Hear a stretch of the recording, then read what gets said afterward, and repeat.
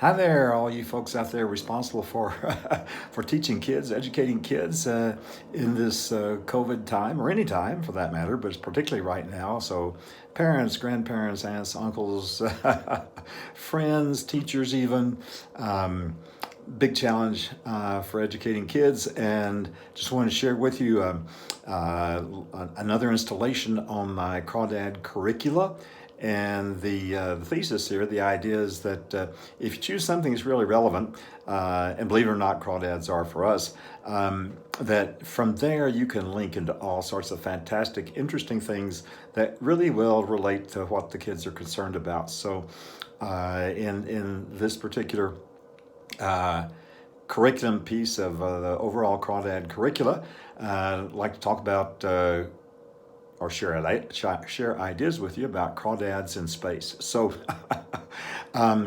so we had begun our interest in crawdads, as mentioned in a previous video, and we also were at the same time trying, thanks to my good friend Steve down in Colorado Springs, trying to keep abreast of what's going on with space exploration, and also because I'm really interested in it and have long been interested in it. And I remember growing up as a kid that I got interested in the work of Dr. Goddard and how he was a early pioneer there and to recognize what could be done. And people made fun of him and all that.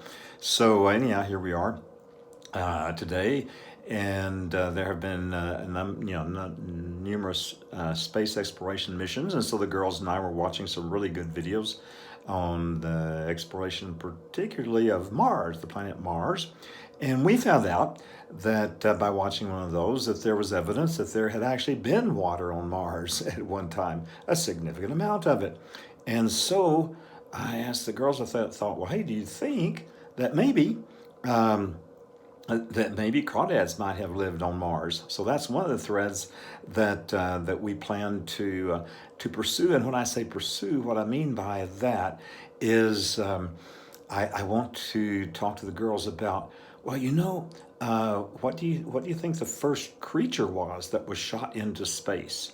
And of course, it was a dog by the Soviets.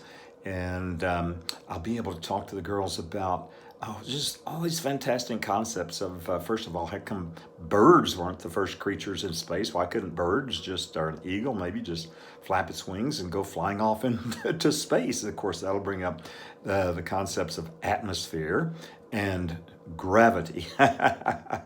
And of course, then that will lead us back to the early economies of putting a payload in space, which still apply.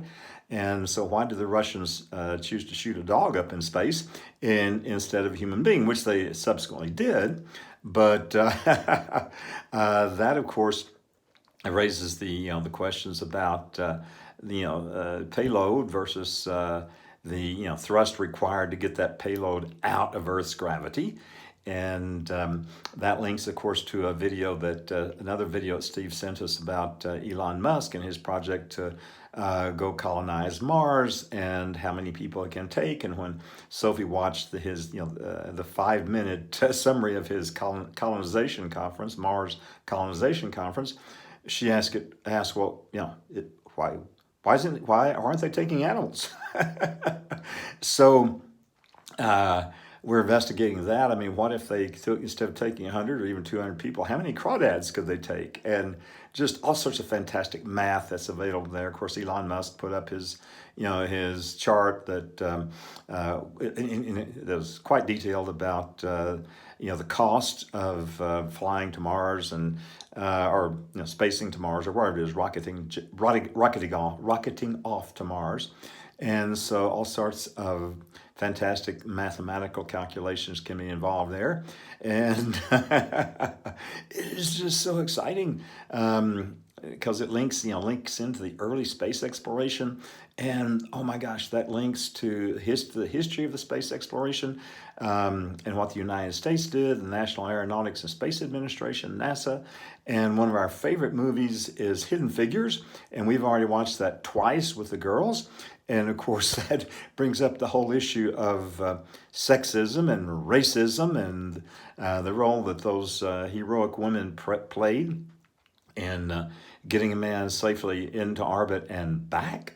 And just, yeah, so that links us to, sexism, racism, discrimination in general, and the just, the implications of all of that. And the girls were already asking when we saw those movies, well, Daddy, how could that be? I mean, what was going on there, And they're, third and fourth graders. So we've got this fantastic, just, by linking from crawdads to water on Mars, to space exploration, and to the politics of early space exploration, the space race, and why was there a race, and what was going on back in those days. And so there was the United States, and there was the Soviet Union.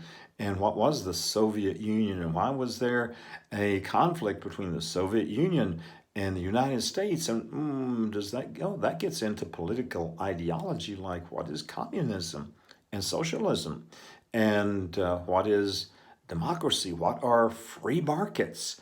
And all of that, thanks to what, thanks to interest in crawdad fishing, and we still haven't caught any crawdads.